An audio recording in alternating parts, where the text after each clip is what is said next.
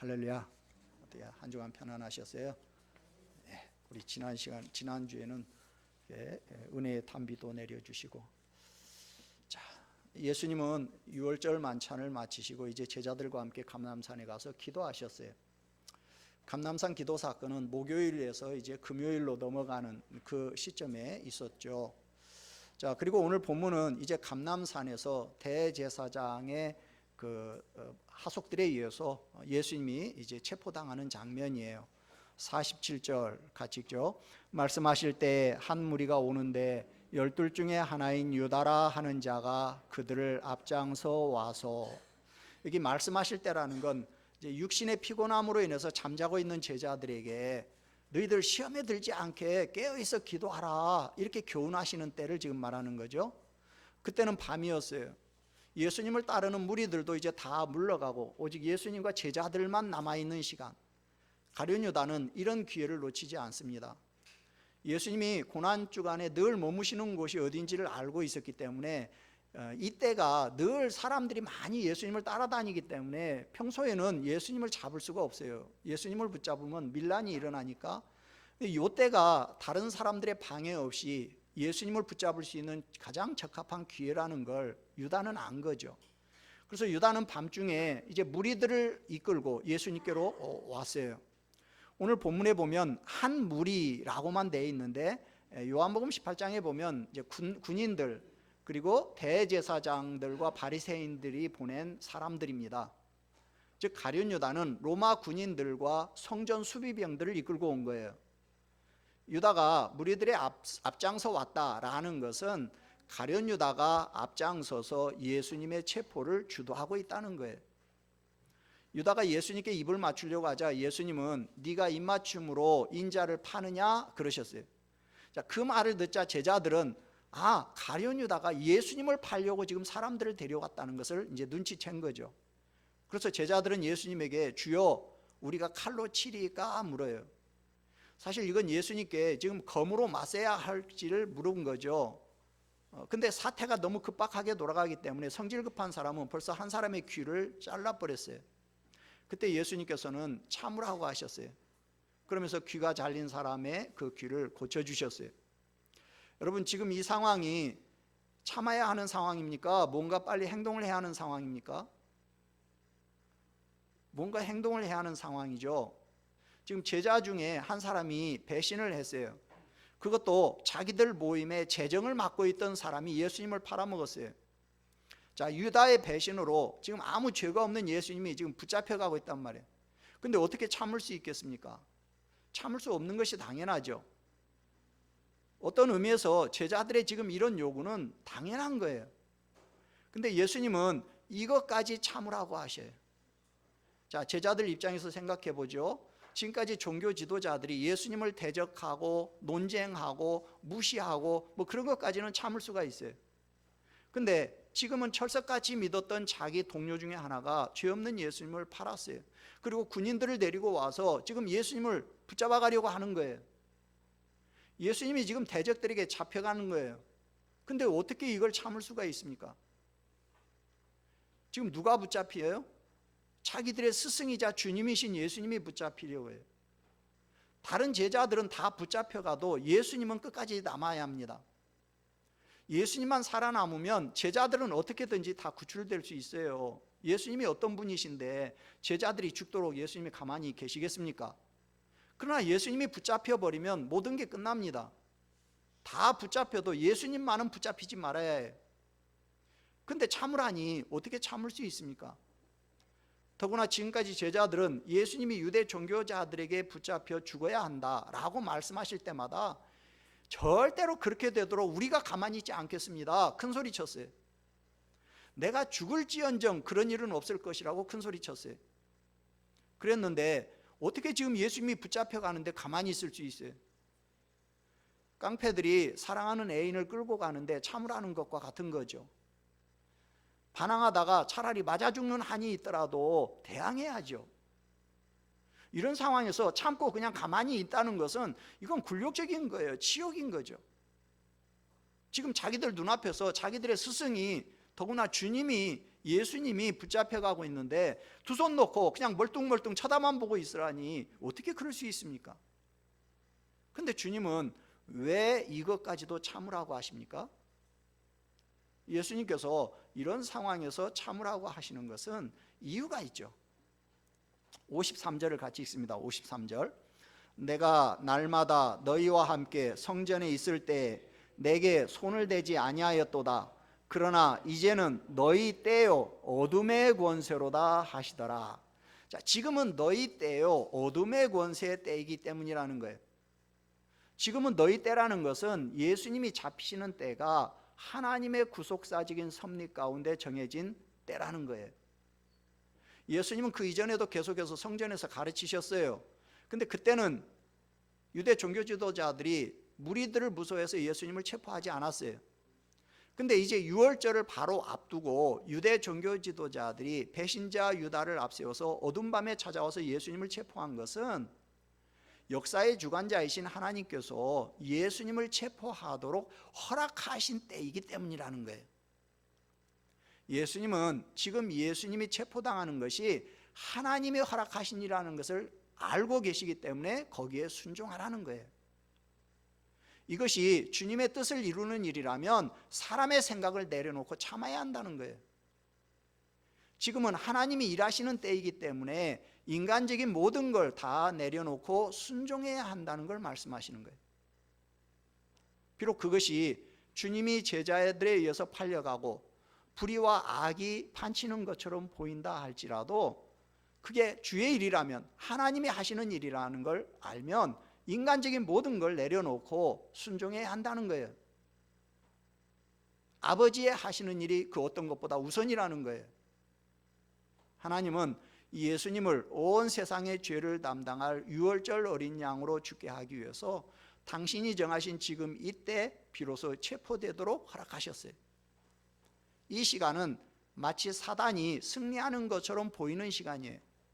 그러나 사실은 하나님께서 구속사역을 이루시기 위해서 사단에게 잠시 그 세력을 허용하신 시간이에요.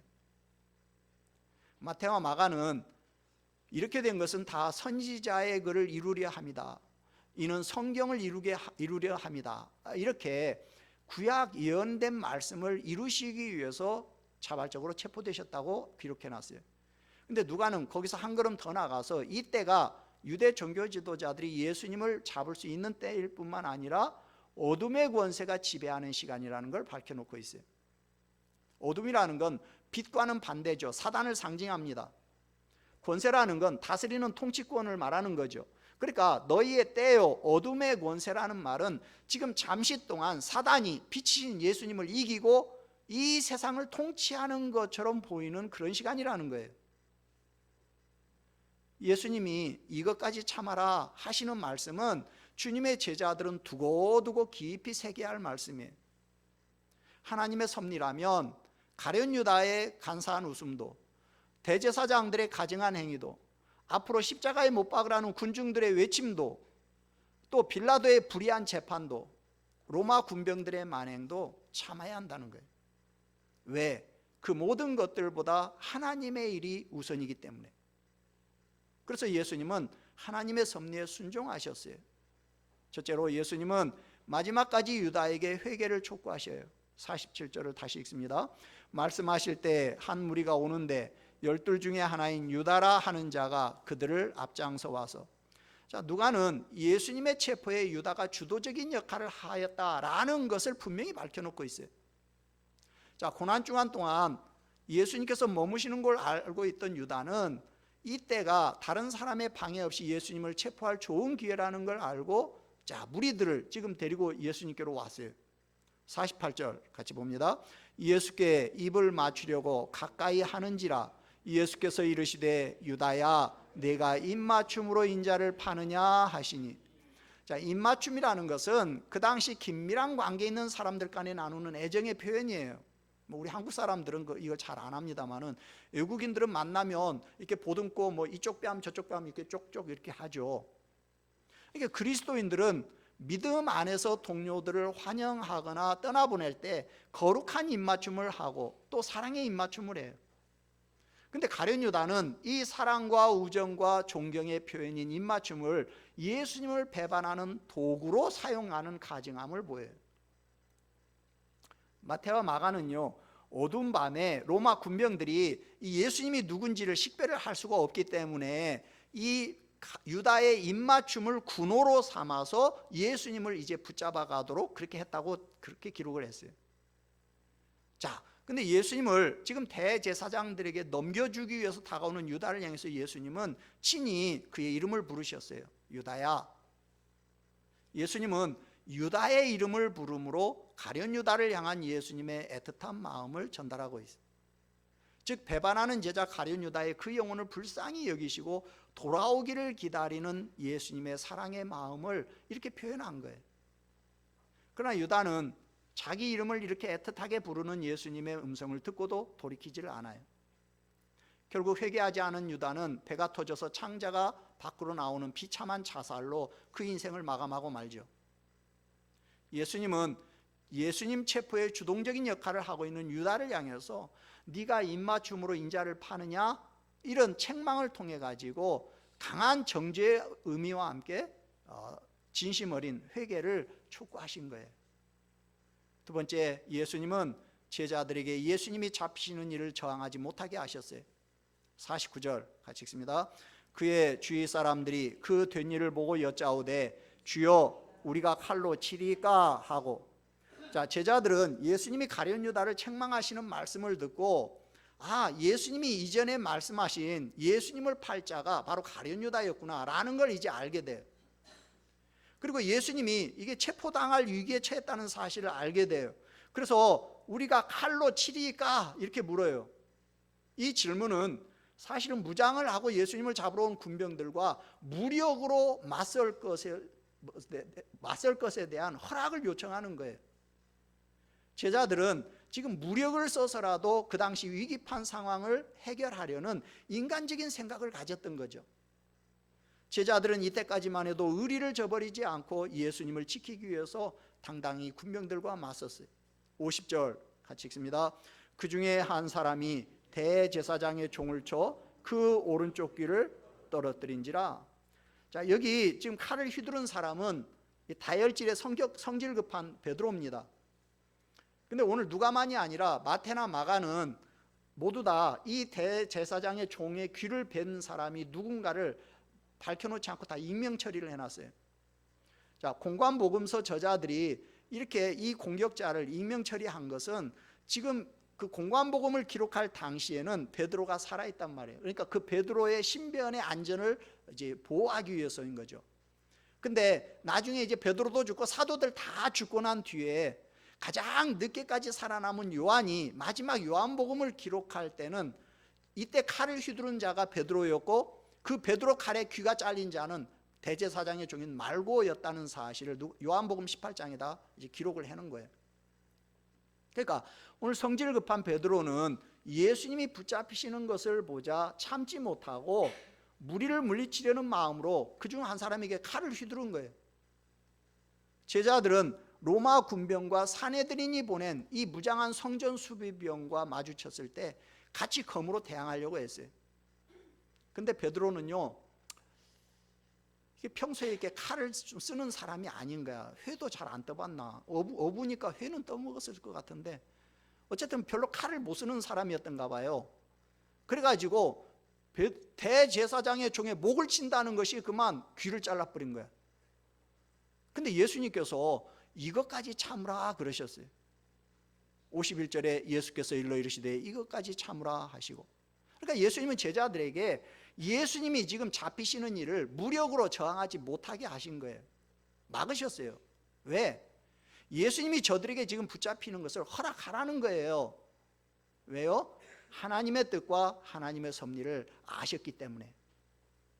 셋째로 예수님은 제자로 인해 상처받은 사람의 그 귀를 치유해 주셨어요. 자, 51절 같이 읽습니다.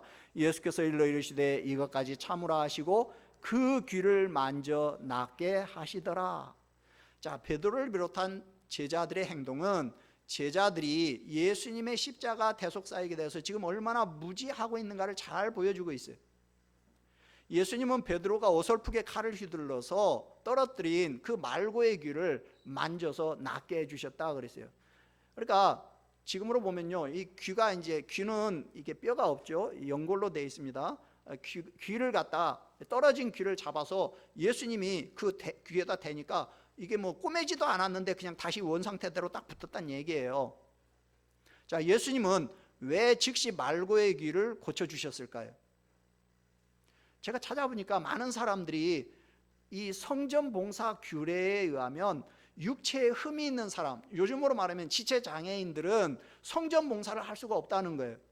그래서 예수님은 이 대제사장의 종인 말고가 성전봉사 직무를 계속 할 수 있도록 귀를 고쳐주셨다, 이렇게들 설명을 해놨더라고요. 근데 제가 볼 때는 그거보다는 예수님은 제자들의 행동으로 인한 문제까지도 당신이 책임지려고 하시기 때문인 것으로 보여요. 무슨 말이냐면 베드로가 무력을 사용해서 저항한 것도 넓게 보면 예수님이 저항한 것으로 보일 수 있기 때문에 저항하지 않았다라는 걸 보여주기 위해서 말고의 귀를 원상태대로 다시 회복시켜 주신 거예요. 예수님은 체포되는 것을 무력을 사용해서 인위적으로 막으려고 하는 것을 원치 않으셨던 거예요. 예수님은 즉시 말고의 귀를 고쳐주심으로 비폭력적인 태도를 취하셨어요. 이런 예수님의 태도는 결코 힘이 없는 연약한 인간의 모습이 아닙니다. 오히려 하나님이 예비하신 고난의 길을 그저 담대하게 담담히 걸어가시는 예수님의 그 모습을 보여주고 있는 거예요. 예수님은요, 어쩔 수 없이 체포당하신 것이 아니에요. 하나님의 뜻에 순종해서 자발적으로 체포당해 주셨던 거예요. 그 과정에 한 종의 귀가 잘리니까 그를 불쌍히 여겨서 자신을 체포하러 온 원수임에도 그를 치료하심으로 원수도 사랑하시는 자비를 보여주신 거죠. 네 번째, 예수님은 죄가 없으셨지만 순순히 잡혀주셨어요. 52절 같이 읽습니다. 예수께서 그 잡으러 온 대제사장들과 성전의 경비대장들과 장로들에게 이르시되 너희가 강도를 잡는 것 같이 검과 몽치를 가지고 나왔느냐. 자, 예수님을 체포하러 나온 이 유대 종교 지도자들, 즉 대제사장들, 성전의 경비대장들, 장로들을 책망하셨어요. 강도라는 건 그냥 몰래 와서 훔쳐가는 도둑하고는 다릅니다.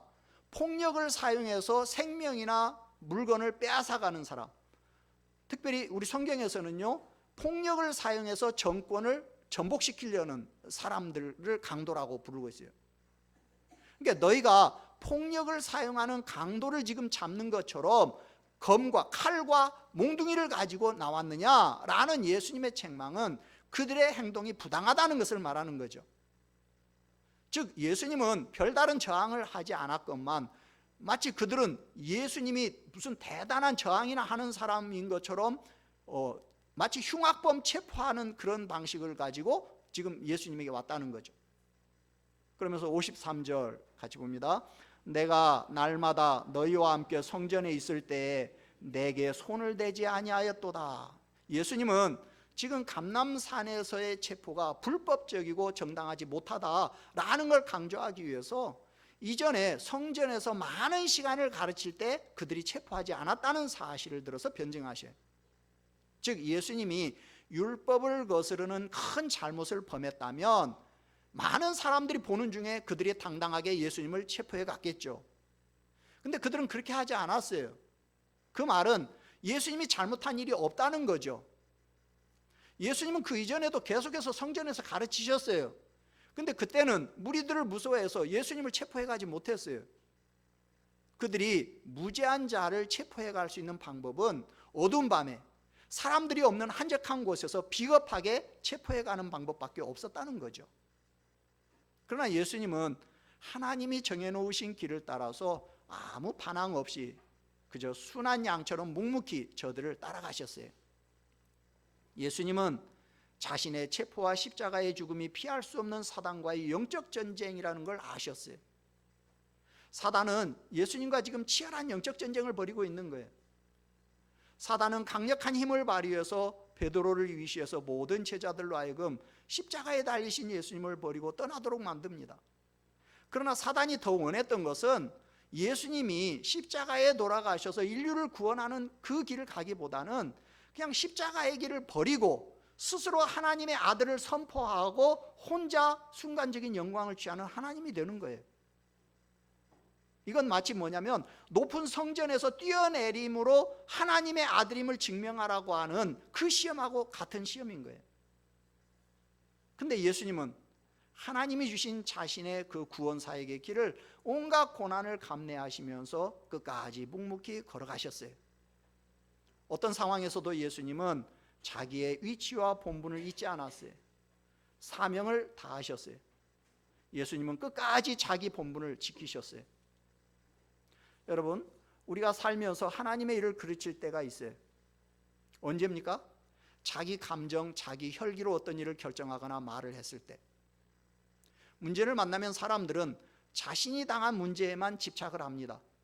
그 문제에 매몰이 되어버려요.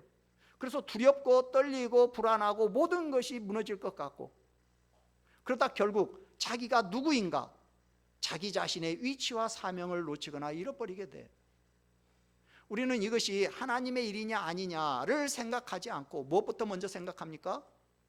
이게 하나님의 뜻이냐, 지금이 하나님의 때냐를 생각하기보다는 인간적인 감정이나 자기 혈기만 내세우기 때문에 하나님의 일을 엉망 만드는 거예요. 일이 해결되는 것이 아니라 오히려 더 꼬이고 더 큰 어려움을 당하게 되는 거예요. 이것이 주님의 일이냐 아니냐 거기는 관심이 없어요. 그것이 지금 내 생각하고 맞느냐 안 맞느냐 이걸 따지면서 혈기를 부립니다. 성도들이 자기 자존심을 더 앞세우기 때문에, 자기의 체면과 감정을 더 앞세우기 때문에 신앙이 성장하지 않고 오히려 하나님의 일을 그르칠 때가 얼마나 많은지 몰라요. 우리는 주님의 음성에 귀를 기울여야 해요. 우리는 주님의 때를 분별해야 해요. 주님은 이것까지 참으라고 하셔요. 하나님이 하시는 일을 깨달았다면 이것까지 참아야 해요. 어떻게 해야 합니까? 첫째로 내 감정과 혈기를 다스릴 수 있어야 해요. 하나님의 일을 하는 사람은 자기의 감정과 혈기를 다스릴 줄 알아야 해요. 베드로는 예수님께 충성하겠다고 혈기를 부렸어요. 그러나 그것은 하나님의 일을 하는 것이 아니라 오히려 하나님의 일을 그르치고 있던 것이에요. 불의를 용서할 수 없다고 해서 폭력을 행사하면 안 됩니다. 진리를 위한다고, 그리스도와 하나님을 위한다고 무조건 칼을 휘두르는 것은 죄예요. 물론 칼을 휘두르는 것이 하나님의 뜻이라면 칼을 휘둘러야 합니다. 그러나 그게 하나님의 뜻인지 아닌지 분별하지 않고 그냥 내 생각, 내 감정에 따라서 무조건 칼을 휘두르면 그것은 하나님의 일을 오히려 망치는 행동이 될 수가 있어요. 세상 일을 하는 사람도 냉철하게 판단하지 않고 감정 따라 일하고 말하면요, 실수하게 되고 일을 그르치게 돼요. 하물며 하나님의 일을 하는 사람이 하나님의 때와 하나님의 뜻을 분별하지 않고 자기 감정과 혈기에 따라서 행동하면 그러면 하나님의 일을 망치게 돼요. 여러분, 감정과 혈기를 다스리시길 바랍니다. 잠언에 보니까요, 노하기를 더디하는 자는 용사보다 낫고 자기의 마음을 다스리는 자는 성을 빼앗는 자보다 낫다고 그랬어요. 자기 마음을 다스릴 줄 아는 사람은요, 성을 빼앗는 용사보다도 낫대요. 플루타크 영웅전을 보면 이런 말이 나와요. 인내가 폭력보다 강하다. 단번에 꺾지 못할 것도 꾸준한 노력이면 정복할 수 있다. 인내는 최강의 정복자다. 여러분, 이기는 뭡니까? 그 강한 사람이 이기는 게 아니에요. 끝까지 살아남는 사람이 이기는 그 강한 자인 거예요. 참고 인내하는 것이 그게 최강의 정복자인 거예요. 그러므로 우리는 인내해야 해요. 여러분, 사랑을 한마디로 말하면 뭐라고 할 수 있어요? 사랑을 한마디로 말하면 눈물의 씨앗이라고 말할 수 있죠. 근데 바울은 사랑이 무엇인지를 15가지로 보여주셨어요. 자, 우리 고린도전서 13장 4절부터 7절 한번 찾아서 보도록 하죠. 고린도전서 13장, 고린도전서 13장 4절부터, 신약성경 279페이지 고린도전서 13장 4절부터 우리 7절까지 4절 우리 같이 한번 읽습니다. 사랑은 오래 참고, 사랑은 온유하며, 시기하지 아니하며 사랑은 자랑하지 아니하며 교만하지 아니하며 무례히 행하지 아니하며 자기의 유익을 구하지 아니하며 성내지 아니하며 악한 것을 생각하지 아니하며 불의를 기뻐하지 아니하며 진리와 함께 기뻐하고 모든 것을 참으며 모든 것을 믿으며 모든 것을 바라며 모든 것을 견디느니라. 자, 사랑이 뭔가를 한마디로 말할 수가 없으니까 15가지로 표현을 해놓은 거예요. 근데 자, 사랑의 첫 번째가 뭐예요? 사랑은 오래 참는 거예요. 자, 사랑의 마지막 15번째가 뭐예요? 사랑은 모든 걸 견디는 거예요.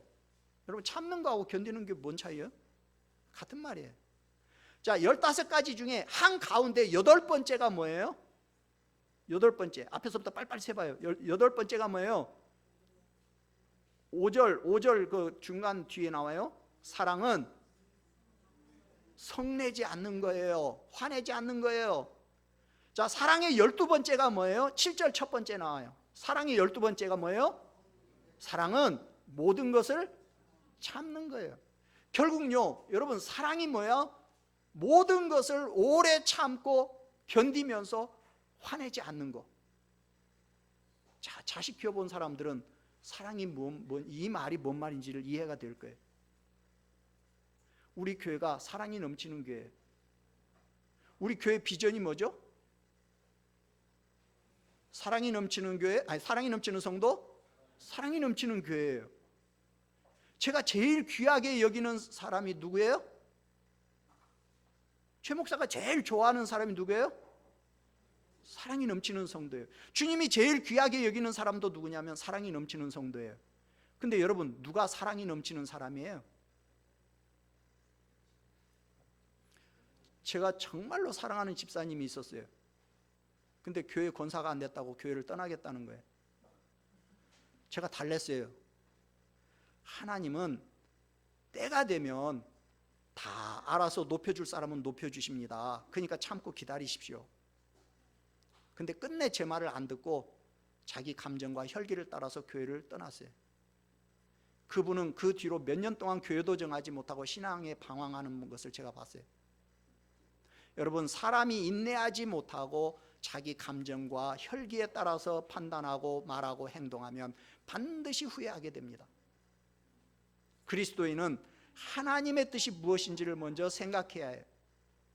그것이 그리스도의 사람인 거예요.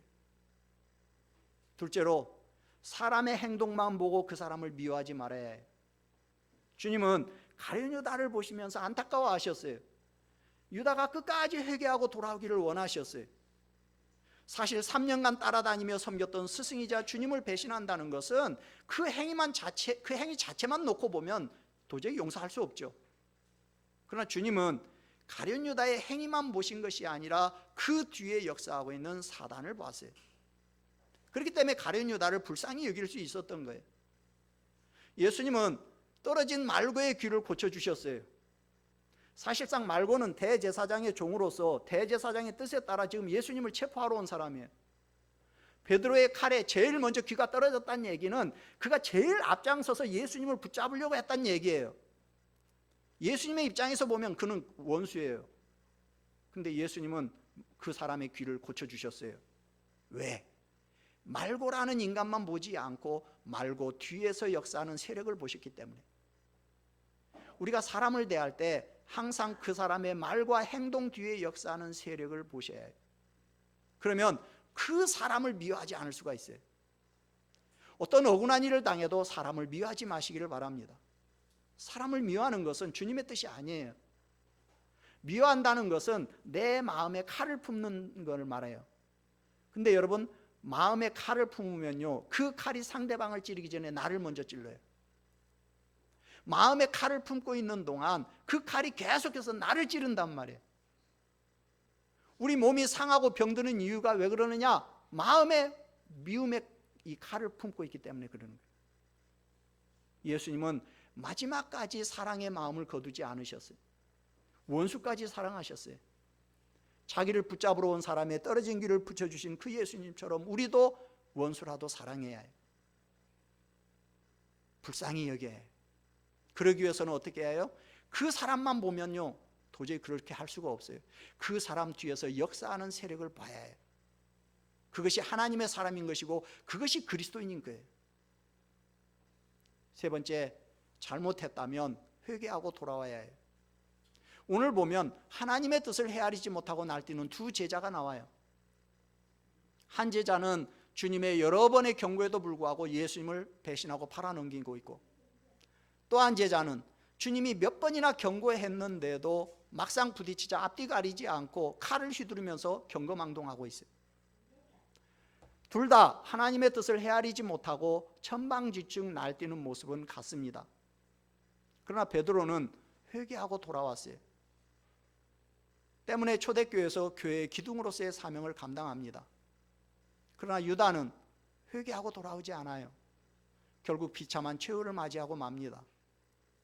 사람은 죽어서 영화가 되기 전까지는 완전 성화가 이 땅에서는 이루어지지 않습니다. 그렇기 때문에 그리스도인도 누구나 잘못할 수 있고 죄를 지을 수 있어요. 중요한 것은 죄를 지었느냐 안 지었느냐가 아니라 회개하고 돌이켰느냐는 여부예요. 사람이 잘못 생각할 수 있습니다. 잘못 행동할 수 있습니다. 그러나 잘못됐다는 것을 알았다면 즉시 회개하고 돌이켜야 해요. 잘못을 회개하고 돌이키느냐 못 돌아오느냐에 따라서 그 사람의 인생이 결정이 되는 거예요. 아까 말한 그 집사님은 감정과 혈기를 따라서 교회를 떠나기는 했는데 막상 나가고 보니까 우리 교회보다 더 좋은 것이 없는 거예요. 저는 아무리 내가 사랑했던 성도라도 일단 우리 교회를 떠나면 그 성도를 잊어버립니다. 잊어버리려고 노력해요. 왜? 그렇게 하지 않으면 그 성도 때문에 내 마음이 상해서 남아있는 성도들을 사랑할 수가 없어요. 목회 초창기 때는 막 배신감에 너무 마음이 상해가지고 며칠 밤을 못 자면서 내가 목회를 계속 해야 하느냐 이런 생각까지 했는데요. 몇 번 그런 일을 당하면서 나름대로 터득한 방법이 하나님이 나에게 맡겨주신 양들은 내가 목숨을 걸고 지킨다. 그러나 떠난 성도는 있자는 거예요. 그래서 떠난 성도에 대해서는요 제가 절대 기도하지 않아요. 절대 전화도 안 합니다. 절대 찾아가지 않아요. 좀 냉정하게 들릴지 모르지만 그렇게 하지 않으면 제가 그 성도 때문에 마음이 상해서 목회를 할 수가 없어요. 근데 그 집사님이 교회를 떠난 지 몇 년이 되도록 교회를 정하지 못하고 방황하고 있다는 소리를 제가 들었어요. 그래서 찾아갔어요. 그리고 다시 돌아오라고 권했어요. 근데 내가 떠나지 말라고 그렇게 붙잡을 때 뿌리치고 떠난 것 때문에 돌아오지를 못하는 거예요. 자존심 때문에 돌아오지 못하는 거예요. 여러분, 자존심이 뭡니까? 자기가 자기를 존중히 여기는 마음, 이게 자존심이에요.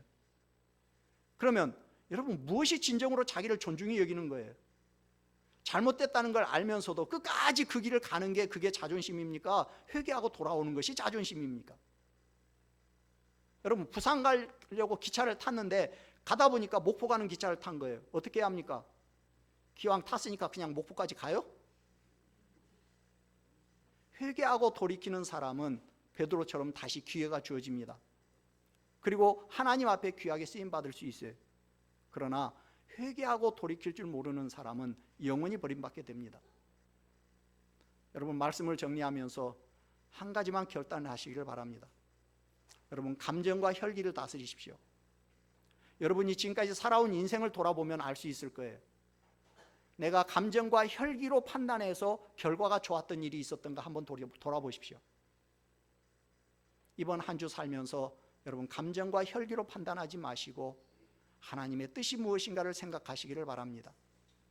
감정과 혈기는 부글부글 끓더라도 냉정하게 모든 걸 참고 모든 걸 견디고 성내지 않으므로 사랑이 넘치는 삶을 사시기를 바랍니다. 그래서 이번 한 주간 내 뜻이 아닌 주님의 뜻을 이루는 사랑이 넘치는 그런 한 주가 될 수 있기를 주님의 이름으로 축원합니다. 아멘. 우리 찬송 326장. 예수님은 체포당하는 것이 하나님이 허락하신 일이라는 것을 알았기 때문에 사람의 생각을 내려놓고 순순히 체포를 당하셨습니다. 제자들에게도 사람의 생각과 혈기로 대응하지 말고 참으라고 하셨어요. 오늘 우리는 어떻습니까? 이것이 주님의 뜻을 이루는 일이라면 사람의 생각을 내려놓고 참고 인내합니까? 어디 가든지 무엇을 하든지 주 예수 위하여 충성하십니까? 오늘 시간 우리 말씀을 생각하면서 하나님 앞에 같이 통성으로 기도하겠습니다. 좋으신 아버지 하나님, 은혜와 사랑을 감사합니다. 하나님 아버지여, 사람은 정말 감정이 있다 보니까 아버지 하나님, 때로는 우리의 감정이 이성을 이기고 하나님의 뜻보다 내 감정이 더 앞설 때가 많습니다. 그러나 아버지여, 오늘 주님께서 제자들에게 너희들은 감정을 따라서 생각하지 말고 판단하지 말고 이것이 하나님의 일인가를 먼저 생각하라는 주님 우리에게 말씀을, 교훈을 주시는데, 하나님 아버지여, 저희들이 정말 무엇을 하든지 어디를 가든지 정말 이것이 하나님의 뜻이고 이것이 하나님의 일인지를 먼저 생각하게 하시고, 아버지 하나님, 정말 우리가 하나님의 일을 하는 사람들인데, 하나님을 믿는 사람들인데 오히려 하나님 앞에 영광 가리는 자들이 되지 않게 하시고, 정말 주님의 영광을 드러내고 하나님의 뜻을 이룰 수 있는 그런 그리스도의 사람들, 하나님의 사람들이 다 될 수 있도록 하나님의 은혜를 더하여 주시옵소서. 하나님 아버지, 지금까지 하나님을 믿노라 하면서도 하나님의 뜻보다는 내 생각과 내 감정과 내 혈기를 앞세우며 살아왔던 것을 회개합니다. 이제는 예수님을 본받아 하나님의 뜻이라면 죽음까지도 순종할 수 있는 믿음을 주시옵소서. 내 모든 마음 들여 주 위에 일하며 내 본분 다하여서 주님을 섬기게 하여 주시옵소서.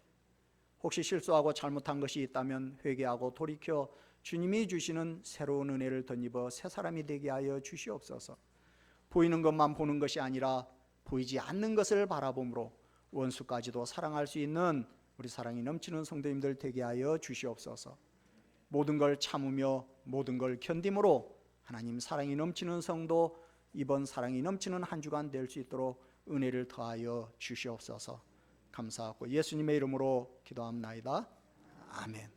예배 마치기 전에 잠깐, 우리 교회 오늘 등록하신 성도님 계십니다. 우리 전서진 우리 성도님, 우리 지지난주에 한번 내게 나왔었는데 오늘 등록해 주셨네요. 우리 잠시 일어서 보실래요?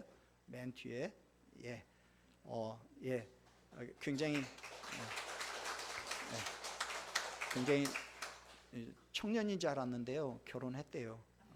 결혼했대요. 자, 잠깐 제 기도합니다.